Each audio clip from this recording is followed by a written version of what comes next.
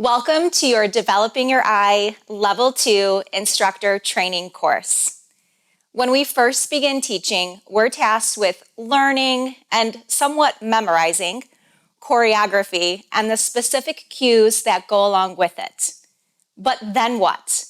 What's our next step in fitness education? How do we take our teaching to the next level? What we hope you'll get out of the course is an ability to acknowledge and recognize anomalies, misalignments, and healthy movement patterns in the body so that you can give your students a better experience and also support them in feeling better in the movement, gaining greater range of motion, greater strength, and just having an overall better individualized experience.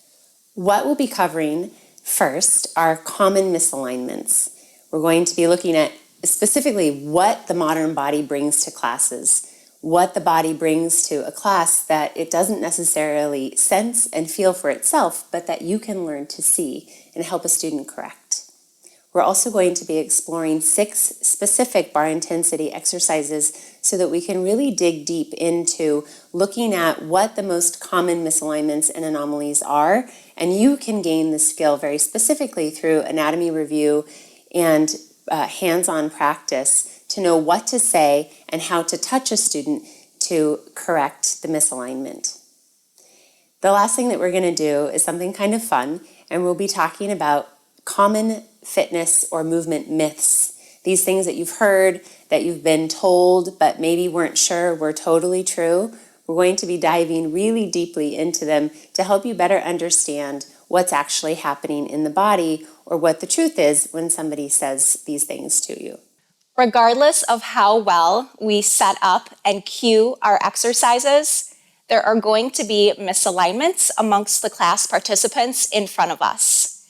Some of these misalignments are much more common than others, and we're going to be discussing the most common ones that you'll see in a bar class or really truly fitness in general in this section. Depending on what the femur is doing and what the knee is doing, the pelvis responds in a very specific way. Now, the SI joints and the joint of the pubic symphysis, it's a very small movement and it's a small controlled movement. But if it's a movement that's not happening, then essentially our legs don't function well, and in particular, it puts strain on our knees, our ankles, and on our feet. Now, this is incredibly important in bar because we do so much hip flexion, knee flexion, ankle flexion. Let's just look at what happens up and down the chain. Most importantly, what happens down the chain. So we're going to have her tuck first. So initiating a knee bend from a pelvic tuck, lots of glutes.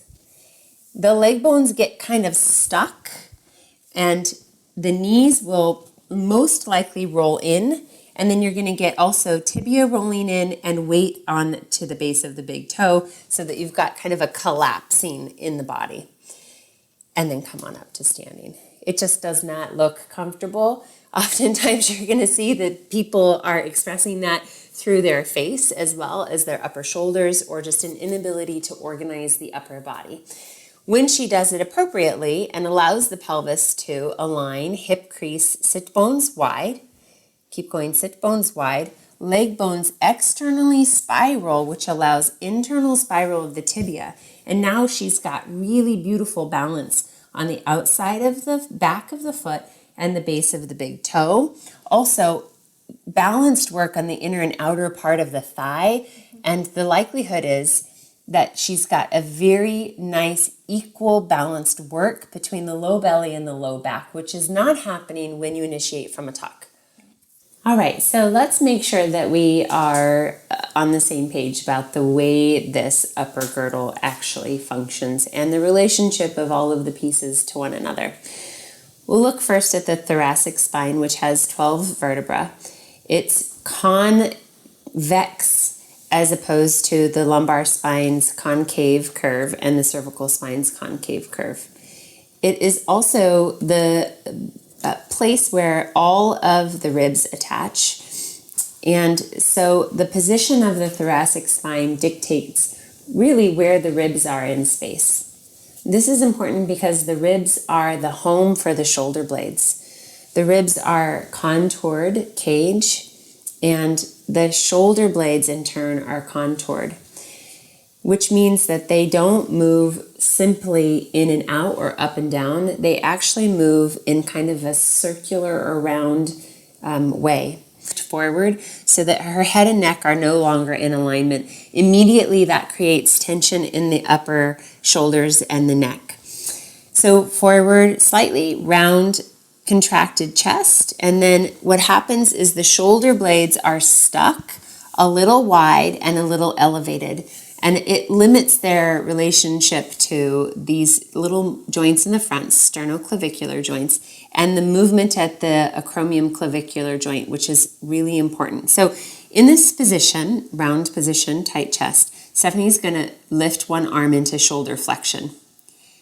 Now, if the shoulder blade is not moving and it's not relating to these joints in an efficient way, then her arm can't actually move any higher than that without something else compensating. The most likely compensation is that the ribs are going to move forward to kind of give us a sense of chest lift, and then because the ribs move forward, the whole shoulder blade moves forward, which then gives her more range of motion, but at a fairly high cost.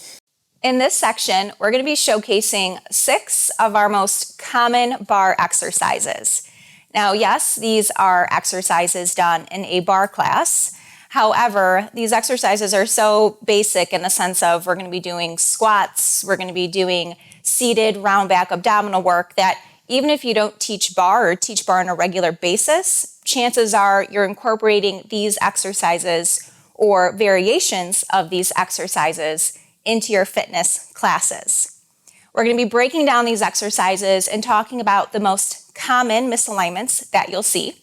We're going to be talking about the reasons why these misalignments happen, and then talking about how to correct the misalignments through verbal and manual cues. Back again, we're going to look at some verbal cueing and some manual cueing to correct any of the variety of misalignments we might see in this exercise. So Stephanie's going to lift a leg, and she's going to lift the right hip and just generally have the pelvis out of alignment. Now, what I love about some of these verbal cues is that they go from like very simple to just making an adjustment in the body, like to lower the lifted leg hip. You can also say lower the specific hip, lower the right hip toward the ground while keeping the leg lifted high. So that's a little bit more dynamic. It's not just directional, but it's actually going to encourage some balancing effort, which is quite nice because, again, we have a tendency as students to overcorrect, even if we're being given a subtle correction, to support the position of the head and neck and to prevent the head shearing forward. So a lot of students, a lot of misalignments and anomalies are happening because students are just not able to feel what's actually going on in their body. So they need, the hands-on cueing is so helpful because it gives them a chance to feel what to do and what not to do. In terms of the head, something nice that you can do for people who are already prone to forward head position is that from standing, walking around the room, you can just put a hand at the base of their ponytail or their bun, right at the occiput, and you can let the head fall back into my hand. Yes, now lead the movement with your ASIS, tip the pelvis back, let your chin drop, and let your head rest back in my hand. Good, keep moving the pelvis. Good. So for somebody who has forward head, their likelihood is to go forward. So I create a cradle with my hand so Stephanie can keep dropping her head back into my hand. And then I can say, moving my hand away. Good. Keep driving back through your pelvis. Beautiful. In this section, we're going to be covering 5 fitness myths. Now, some of these myths are just flat out inaccurate. They're incorrect. While others come from a little bit of truth, but more so a place of fear and the wanting to overprotect the body. When in doubt, it is always suggested to err on the side of caution.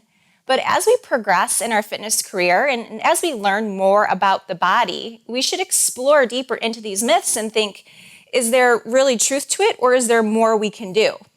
Our second myth is something that actually I get kind of excited about talking about, and it's partly because it makes people a little bit uncomfortable. it's that we should not take the knee into too much flexion. And the thing that always comes to mind is that in most other parts of the world, people are squatting all the way down all the time. They're doing that to play with their children. They're doing that to farm the land. They're doing that to do their laundry. They're doing that to do all kinds of other things that we're not going to talk about. So deep knee bending is a healthy, natural, important part of human movement. And in the exercise and fitness paradigm, we have a tendency, rightfully, I would say, to err on the side of caution. However, when we do that, we also cut off the body's potential to move into the direction of what it's capable of. We hope we've been able to open your eyes to a new way of teaching, a new way of thinking, a different approach to your verbal cues, and hands-on adjustments. I'd also like to thank you for taking this time, this investment in yourself to be a better instructor. Not everyone feels it necessary to better their skills, but you do. You want to learn more and to do more. So thank you for that. And thank you for choosing Bar Intensity to be your fitness education provider, to be your next step. It's our goal to provide the best in fitness education, in bar fitness education in particular. And we thank you for trusting us.